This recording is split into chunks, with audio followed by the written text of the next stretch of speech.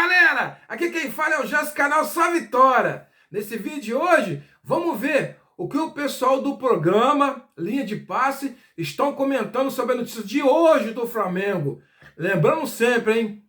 Direito autorais, Grupo Disney, hein? Beleza? Mas antes de começar o vídeo, eu gostaria muito que vocês deixassem o like de vocês aí, deixassem a opinião de vocês e deixassem o comentário de vocês aí. É muito importante para o nosso canal, beleza? Então vamos às notícias. Chegamos com Linha de Passe, tudo sobre a classificação do Flamengo. A decisão será brasileira. 2 times brasileiros em ação na final em Guayaquil, no final do mês de outubro, como aconteceu nas 2 últimas edições. O Flamengo precisava confirmar a sua classificação, confirmou e fez mais. Venceu o Vélez por 2-1 de virada, Maracanã com mais de 66 mil espectadores, usando ali um time alternativo, com alguns jogadores que ficaram de fora, outros que cumpriram suspensão, quer dizer, não foi aquela força máxima que o torcedor está acostumado. E tudo isso a gente passa limpo a partir de agora com a entrevista do técnico Dorival Júnior, com entrevistas dos jogadores daqui a pouquinho. 1h30 de Linha de Passe naquele pique, no pique dessa comemoração. O Flamengo, mais uma vez, finalista da Conmebol Libertadores, Eugênio Leal, seja bem-vindo. Boa noite, Paulo, boa noite, Biner, boa noite, Jean, fãs de esportes. O Flamengo aí comemorando a sua 3ª final de Libertadores nas últimas 4 edições da competição, né? Campeão em 2019, vice-campeão em 21 e agora tentando aí mais um título em 2022. Essa energia da torcida é muito importante. É claro que ela está comemorando, que ela está feliz, mas uma parte dessa torcida deve estar pensando: olha, dava para ter colocado o time reserva hoje, completamente reserva hoje, e ter apostado um pouquinho mais forte no domingo no jogo contra o Ceará. Essa é uma discussão que já pegou fogo desde a quinta-feira passada, né? Quando a gente terminou aqui a transmissão do jogo de ida. O Dorival Júnior não fez isso porque disse que tinha que colocar o que tinha de melhor em campo. Mas ele não colocou nem no banco de reservas Thiago Maia e Gabigol. Se era para botar o que tinha de melhor, ele assumidamente poupou esses jogadores para evitar o 3º cartão, no que faz todo sentido. A decisão corretíssima dele de poupar. Mas poderia ter colocado outros também. A gente viu entrando no segundo tempo ali o Ayrton Lucas correndo muito, Marinho com vontade, fazendo um bonito gol. Eu acho até que esses reservas teriam mais vontade de jogar os 90 minutos do que os titulares que entraram hoje. No primeiro tempo, um pouco sonolentos, eu posso dizer assim. Mas o Flamengo está na final, tem que comemorar sim e pensar agora no que é prioridade para ele, né? Semana que vem tem semifinal de Copa do Brasil, tem uma boa vantagem não tão grande quanto a que tinha hoje. E vai seguir o Campeonato Brasileiro ou vai focar lá numa final de Libertadores no final de outubro? Boa pergunta. Tem bastante coisa ainda para acontecer no meio do caminho, os jogos, as rodadas do Campeonato Brasileiro, o jogo de volta contra o São Paulo, né, na semifinal da Copa do Brasil e, assim, a encaminhada classificação, a decisão da Copa do Brasil pelo caminho também, você acompanhando momentos de festa, a divisão, né, da festa, da classificação, a final dos jogadores com a grande torcida do Flamengo, com a nação que mais uma vez deu o recado, lotou o Maracanã. Vitor Birner, boas coisas para o torcedor tirar do jogo de hoje? Torcedor e para vocês na imprensa, dá para a gente tirar alguma coisa boa do que aconteceu hoje no Maracanã? Acho que dá, Paulo. Boa noite a você, ao Eugênio, ao Jean, aos fãs do esporte. É claro, quando eu digo coisa boa, eu estou me referindo ao futebol, às escolhas, aos personagens. Coisa boa mesmo é a classificação do Flamengo com vitória de virada, né? Eu tenho dificuldade de exigir dos jogadores que atuam constantemente no time principal do Flamengo o que eu imagino que teria acontecido se tivessem atuado os jogadores da equipe alternativa. Porém, muitos desses jogadores atuaram e não foram tão bem assim, como a dupla de zaga. Vou dar um exemplo rápido. Ou como dos 2 principais jogadores da janela de transferências do Flamengo, Vidal e Cebolinha. Coisas boas.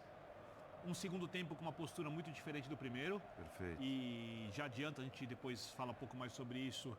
Eu coloco muito mais na conta da postura do que na questão técnica. A enorme melhora do Flamengo no segundo tempo relacionado com o primeiro. Outra coisa boa, não dá para tirar A atuação do Pedro, mais uma vez, jogo após jogo, ele precisa de muito pouco para ser decisivo. Muito pouco, porque hoje quando ele faz o gol no primeiro tempo, ele não teve nenhuma chance clara. O Flamengo era melhor que o Vélez, mas não criava muito, finalizou 2 vezes em gol. Ele fez o gol, a gente está vendo o gol aí, num lance difícil de finalizar. Nossa, grau de dificuldade altíssimo para essa finalização. Ele não está de frente para a bola, para cabecear e escolher o canto, ele coloca a bola no ângulo, ele sobe marcado, tudo bem que o zagueiro não faz a melhor marcação, mas ele sobe marcado, 1 contra 1, a bola vem de trás e ela era indefensável para qualquer goleiro. Né? Ela, por exemplo, era mais indefensável que o chute do Marinho, e se a gente for comparar a condição de finalização, essa era mais difícil que a do Marinho, sem tirar a merda do Marinho, também marcou um belo gol no segundo tempo. E acho que algumas atuações boas também, Everton Ribeiro de novo mostrando grande futebol, o João Gomes de novo também mostrando um futebol muito bom. O Flamengo jogou uma final leve, não teve clima de semifinal, para ser mais exato, não teve clima de jogo decisivo de mata-mata, porque já estava decidido. E aí, repito, não posso exigir do Flamengo, ou dos jogadores que atuam constantemente, o melhor futebol possível numa circunstância dessas. Eu esperaria mais daqueles que tiveram chance de mostrar que podem ser titulares. Esses não mostraram. Para mim, essa foi... Não entregaram? Não entregaram. Para mim, essa foi... a maior parte deles não entregou. Eu acho que essa foi a questão negativa. Tem muitas coisas positivas. O Flamengo já estava classificado, é finalista. Não sei se vai ser campeão, mas sei que é favorito na decisão. Tudo bem, Jean? Boa noite. Tudo bom, Paulo? Boa noite, companheiros. Pois é, eu acho que assim, né? Num calendário como o nosso, com a exigência que existe no futebol brasileiro, a gente querer ficar exigindo grandes atuações em jogos resolvidos, em confrontos definidos, é até injusto. Então, é compreensível que, de repente, o Flamengo não tenha jogado como pode jogar, não tenha jogado no seu máximo, mas, para mim, o Flamengo formalizou a sua classificação à final da Libertadores com tudo aquilo que precisava fazer. O Flamengo não perdeu a invencibilidade, o Flamengo, pelo contrário, conseguiu vencer a sua partida. O Flamengo, acima de tudo, acho que esse é o mais importante, né? Não teve ninguém se machucando, não teve ninguém suspenso para a decisão da Libertadores. E é isso, eu acho normal, por mais que o discurso, evidentemente, fosse por parte do treinador aquele que, não, temos que começar o jogo como se ele tivesse 0-0. É claro que não tinha que ser assim, que não podia ser assim. Porque num jogo que está 0-0, você, evidentemente, vai correr riscos que você não precisa correr quando o jogo está 4-0. Então, eu acho que o discurso do Dorival foi perfeito e a atuação pode não ter sido perfeita, mas o Flamengo fez tudo o que precisava fazer. Ganhou, merecendo vencer, é bom que se diga, né? Porque a vitória foi mais do que justa. Principalmente pelo segundo tempo? Principalmente pelo segundo tempo, mas mesmo no primeiro, se você for ver o número de finalizações e tudo mais, não é que, assim, o Flamengo não jogou bem no primeiro tempo? Não jogou. Mas também não é que o Vélez tenha feito uma partida maravilhosa, o Vélez tinha chutado uma bola no gol e estava vencendo por 1-0. Então o Flamengo fez tudo o que tinha que fazer e, acima de tudo, não viu nenhum prejuízo para a decisão. Exaltar também a postura do Vélez, né? Porque a gente tem no Brasil muitas vezes essa mania de dizer que os argentinos vão querer transformar o jogo em porrada, vão querer provocar, vão querer esquecer o futebol. Não foi o que se viu. É um time que entrou em campo... Não foi porque estava eliminado, Jean. Senão, provavelmente, o jogo teria sido muito mais tenso, muito mais brigado. Não, porque quando o jogo estava 2-0, 3-0, 4-0 na Argentina, a gente não viu porrada, a gente não viu o Vélez partindo pro extracampo. Então, acho que assim, isso a gente tem que ressaltar. Foram 180 minutos de um futebol, claro, de diferença técnica muito grande dos dois lados, mas a gente não viu a apelação. E acho que o Dorival fez muito bem, inclusive, não levar para o banco os caras que estavam pendurados, porque justamente a gente não sabia que a postura do Vélez ia ser essa. Pode ser que viessem mesmo provocando, querendo treta e tudo mais, e aí você ter os caras no banco, às vezes você corre o risco de ter até mesmo o cara no banco de reservas tomando cartão. Então acho que o Flamengo passou sem nenhum arranhão por essa semifinal, manteve a invencibilidade, venceu porque mereceu vencer e, acima de tudo, pensou na decisão como tinha que fazer, desde o primeiro minuto do jogo. O jogo não estava lá essas coisas no primeiro tempo, mas aí fala mais alta a qualidade individual de uma dupla, né? Quem cruza o Everton Ribeiro, e quem cabeceia com tanta felicidade, o Pedro, aliás, né, o que o Pedro toca tem virado ouro ultimamente, e a cabeçada foi de ouro, uma cabeçada dificílima para empatar o jogo.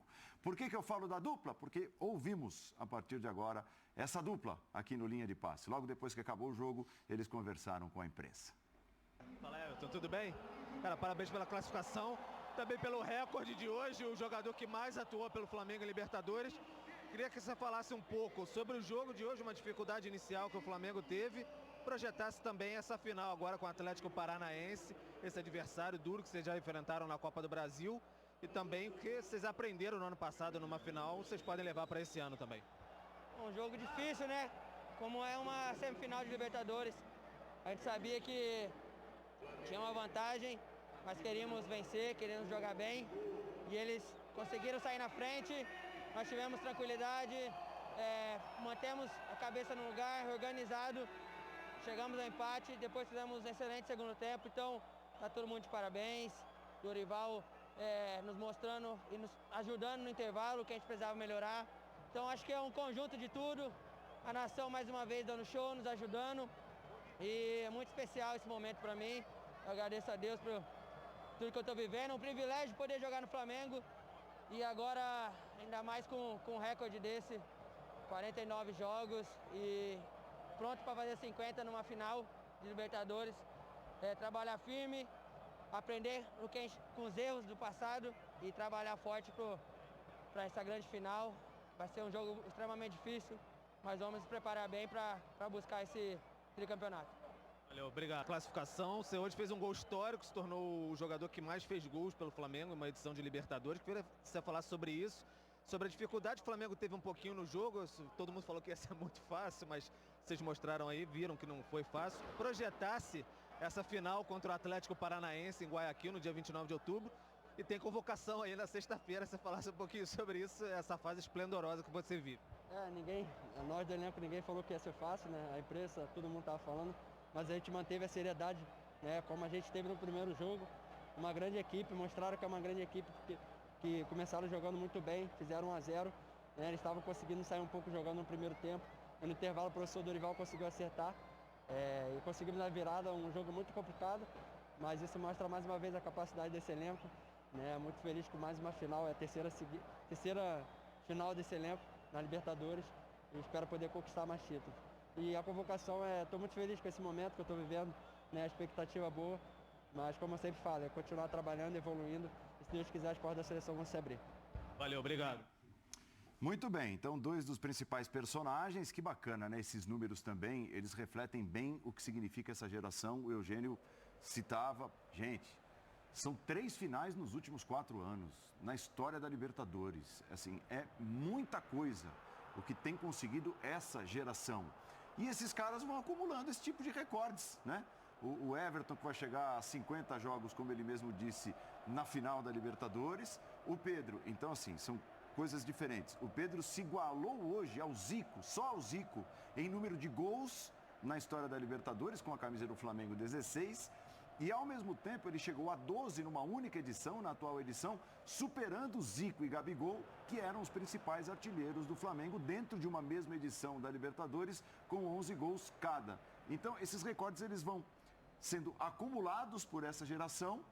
3 decisões nos últimos 4 anos. É uma decisão, com toda certeza, especial, essa que o Flamengo terá pela frente contra o Atlético Paranaense. Mais uma para conta, mais uma que entra na conta dessa geração, uma geração que fica para a história do clube. Sem dúvida nenhuma, e com tendência a continuar escrevendo a história. É incrível.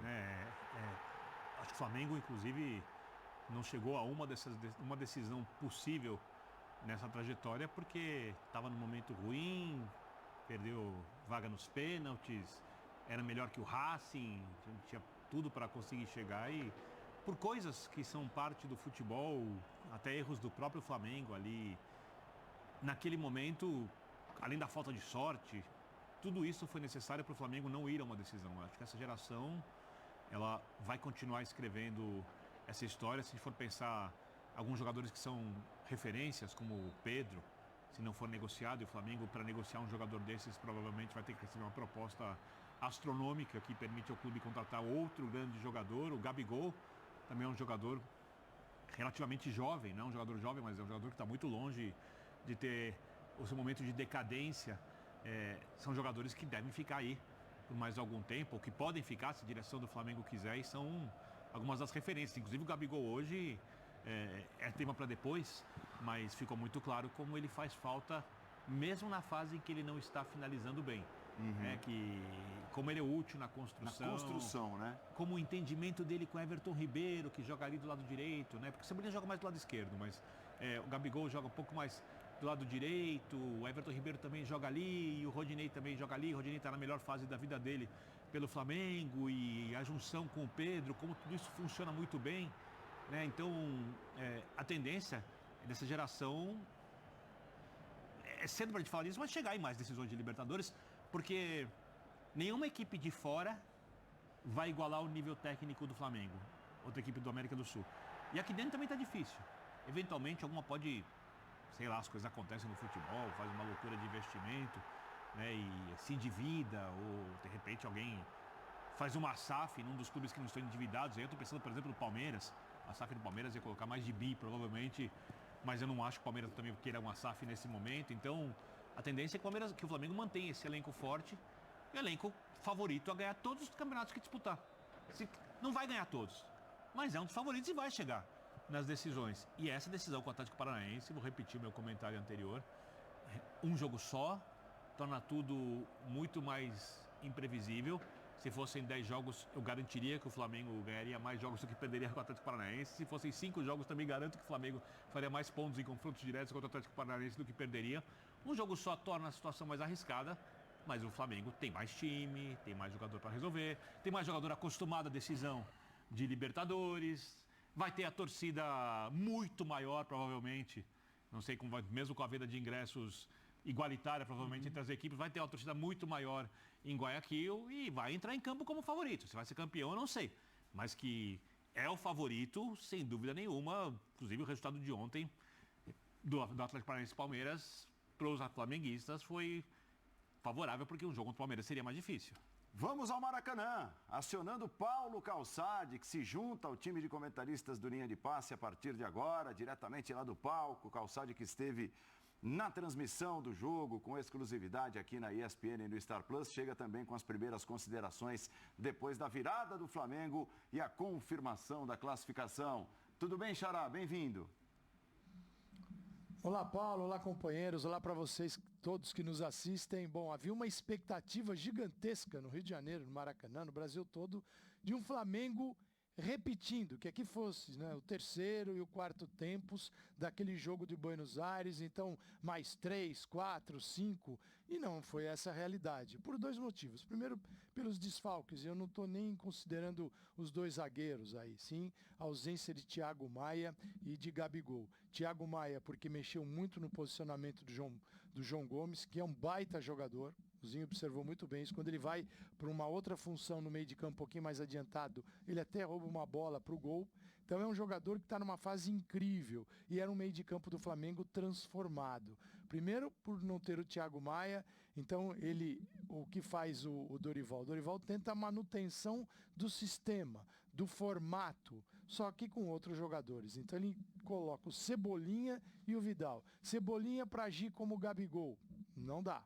Cebolinha é um jogador ainda que precisa daquele espaço onde ele jogava, do lado esquerdo, 1 contra 1, que ele tapa na bola, uma organização a partir do lado esquerdo. Cebolinha estava circulando pelo ataque, como faz o Gabigol. Só que o Gabigol potencializa o jogo de todos os outros. Melhora o jogo do Pedro, melhora o jogo do Arrascaeta, se entende com o Everton Ribeiro.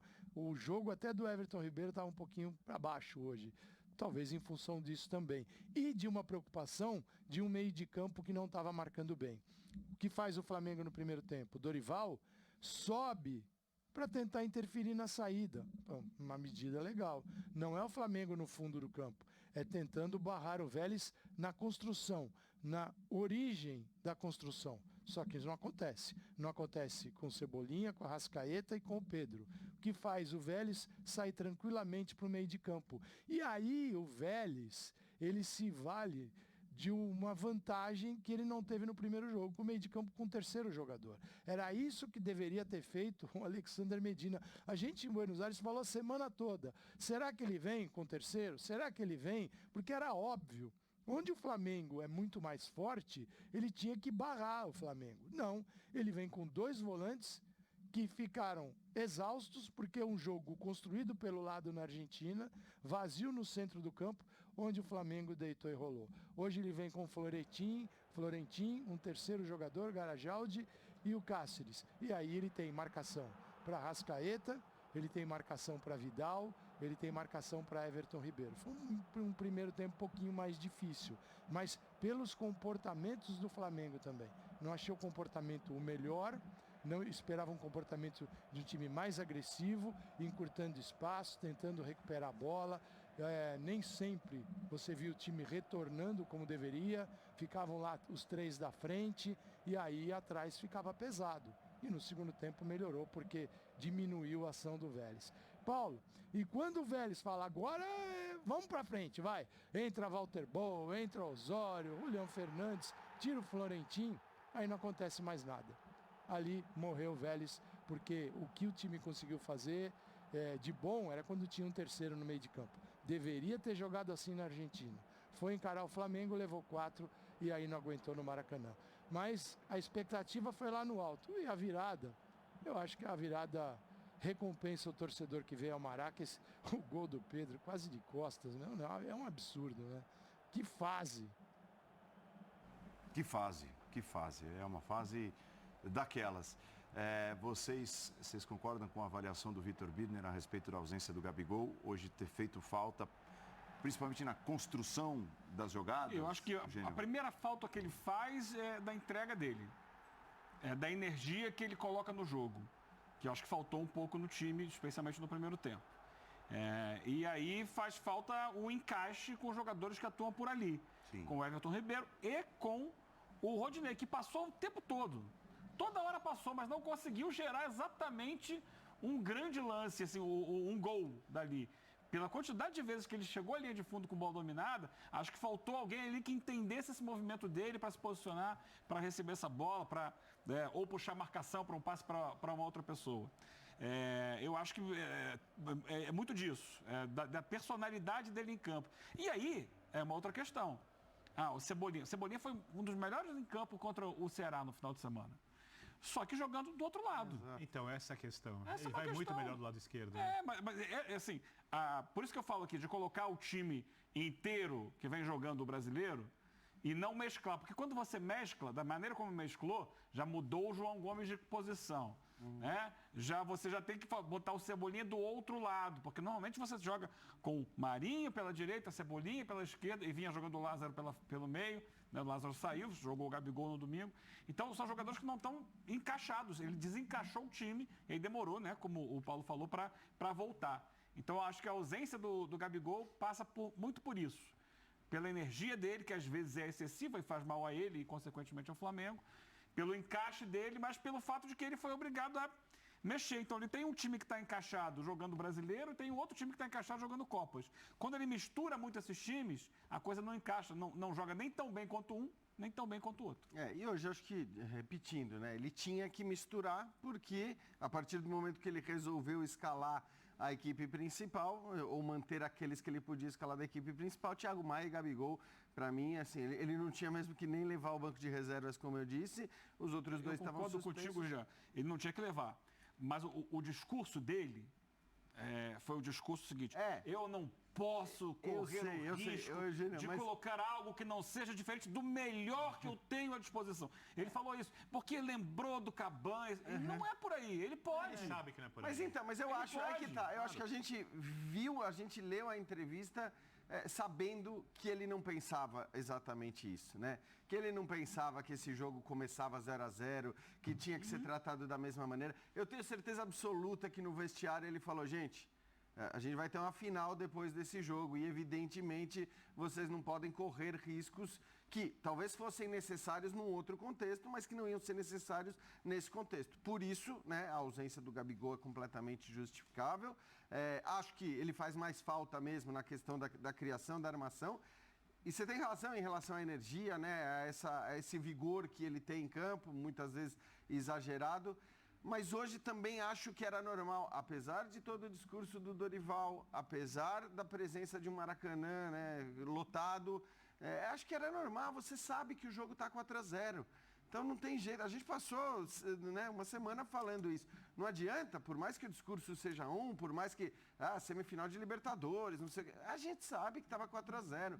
Então eu também entendo que o tal do vigor ele seja menor, e talvez eventualmente, né, Eugênio, fosse até menor por parte do Gabigol, porque era um contexto diferente. Você entra para jogar 90 minutos com 4-0 de vantagem contra um adversário muito mais frágil. Então, acho que o jogo se resolveu na primeira partida e concordo plenamente com o Calçade em relação à postura do Vélez no primeiro jogo, né?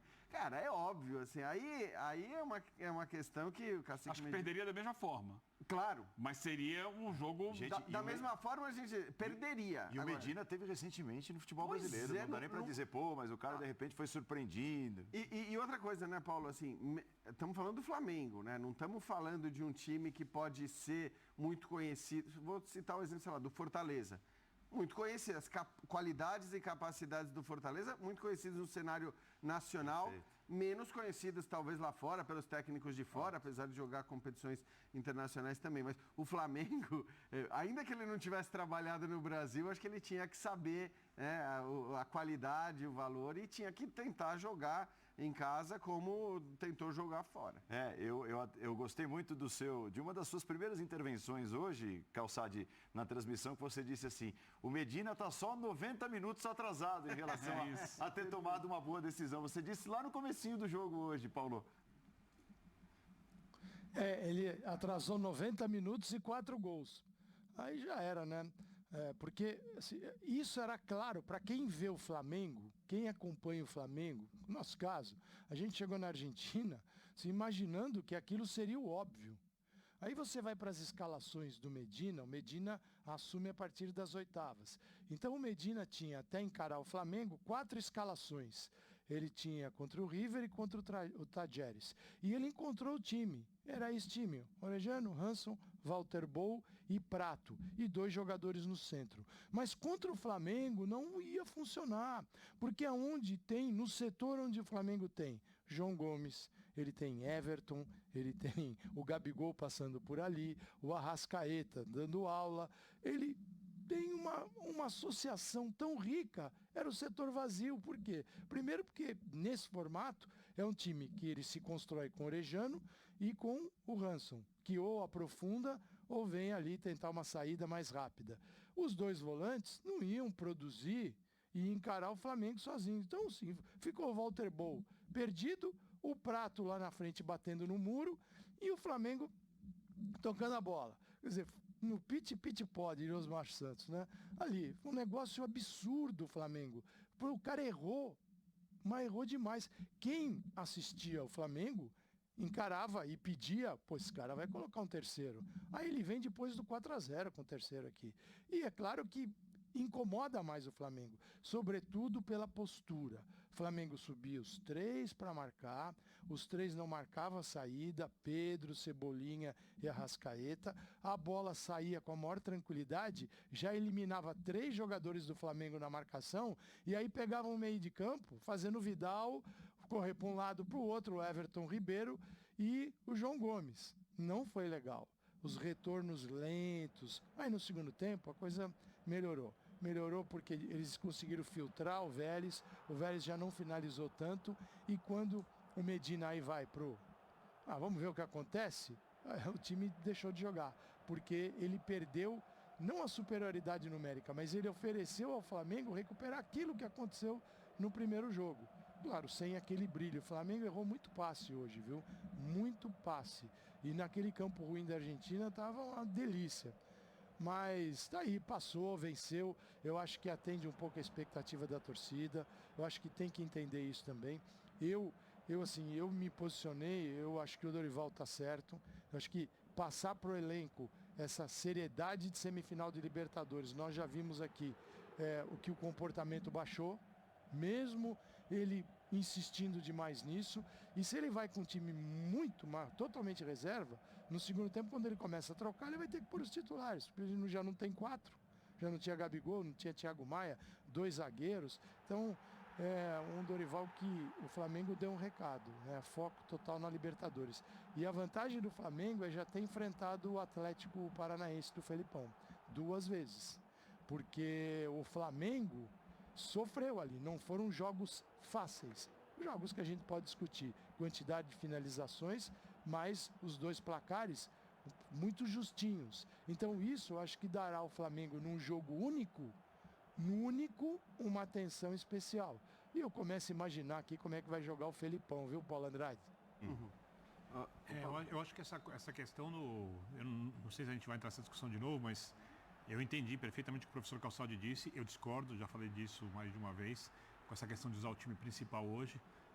A mensagem que o Dorival passa, essa é uma delas, mas eu posso olhar o copo mexer, eu também posso olhar e falar, opa, jogadores do time alternativo, falar, será que não sirvo para jogar uma semifinal de Libertadores contra esse Vélez, depois meu time meter 4-0? Então, tem várias mensagens, tá? Tudo é possível de ser interpretado, cada um do seu jeito, é uma coisa muito individual a interpretação. O que me chamou a atenção hoje, na situação do Cebolinha, jogando mais pelo lado direito, não quer dizer que não vai funcionar outra vez se for escalado ali, eventualmente o Gabigol, por algum motivo, não pode jogar. Né? E o Dorival precisa ter uma alternativa que funcione. E é inegável, né, Birner, que num jogo como esse, tá, aí nem estou levando em consideração aqui a parte tática, se estava pela direita, pela esquerda, enfim. Mas assim, o torcedor lê a escalação, não tá o Gabigol, mas tá o Cebolinha, ele espera alguma coisa a mais do Cebolinha. E não aconteceu, né? Não aconteceu. E não estou dizendo que se ele jogar de novo pela direita, não pode acontecer. Eu sei... Não é só pela direita, tá? É numa função mais centralizada. Perfeito. Da direita para o centro para a direita, para o Rodinei passar. Porque aqui é um losango, no time de hoje é um losango, no time que ele vem jogando é um 4-3-3. Marinho de uma ponta, ele na outra e um centroavante. A minha dúvida é a seguinte, essa é uma dúvida que o jogo me deixou. E eu repito, eu acho que o Everton Ribeiro, jogando no losango, pela direita para o centro, jogando no lugar onde ele tem um pouco mais de dificuldade, do lado esquerdo, a única coisa que eu tenho certeza que ele tem mais facilidade. Se o Flamengo tem um jogo em breve e precisa jogar sem o Gabigol, começa desse lado direito o Everton Cebolinha ou começa o Marinho? Ele muda o desenho ou ele não muda o desenho? Eu acho que o jogo deixa algumas dúvidas, porque eu entendo, exatamente porque o Flamengo estava classificado e por ser um jogo grande, que o Dorival tenha testado situações ou... Obviamente ele já treinou assim, em algum momento, mas tenha testado no jogo essa situação. Treinado, porque quase não treina, é jogo em cima de jogo. Mas ele, outro dia deu uma declaração na entrevista que tudo que ele fez, ele já testou em algum momento, que ele trabalha todos os jogadores e tal. O Mauro Naves falou, né, na segunda-feira aqui, que em conversa com o Dorival, o próprio Dorival chegou a dizer que ele faz muito isso, as mudanças do B para o A, do A para o B, ao longo dos treinamentos que consegue dar, né? São pouquíssimos. Essa é a questão. Então ele viu isso e eu acho que em algum momento no treino funcionou. Eu fiquei com a dúvida, porque no final das contas, é que a gente não compara os jogadores, porque são jogadores de qualidade diferente. Mas se você olha só para o jogo de hoje, e não é só para o gol, só para o jogo, você olha, na direita o próximo jogo é o Marinho e o Cebolinha no banco se o Gabigol não estiver ali. Ou se o Pedro não puder jogar eventualmente por algum motivo, o Gabigol vai para o comando do ataque e quem joga na direita? O Marinho, ou alguém muda o sistema. Então, o jogo deixa ali algumas dúvidas, alguns recados que não são definitivos, mas eu acho que vale para a gente refletir um pouquinho, porque o elenco é muito rico e o Flamengo tem que sempre poder colocar um time capaz de pegar uma equipe como o Vélez e se impor durante os 90 minutos até classificado num jogo em que não dá para exigir do atleta o mesmo nível de empenho. Só já faço para ti, Jean. Para quem não entende, quando eu falo de empenho, eu não estou falando de empenho intencional. É lógico que o jogador entra ali para fazer o melhor possível. Mas a gente não pode imaginar que o jogador vai chegar no nível de concentração num jogo de estadual. Não estou comprando um jogo de estadual, mas só para dar um exemplo mais radical. Extremo. Isso, num jogo de estadual que você vai esperar do jogador num mata-mata e que o time precisa do resultado, etc e tal. Então, dá para entender porque os jogadores, mesmo querendo jogar bem, não conseguiram chegar no ápice da sua concentração, Jean. Desculpa. Não, mas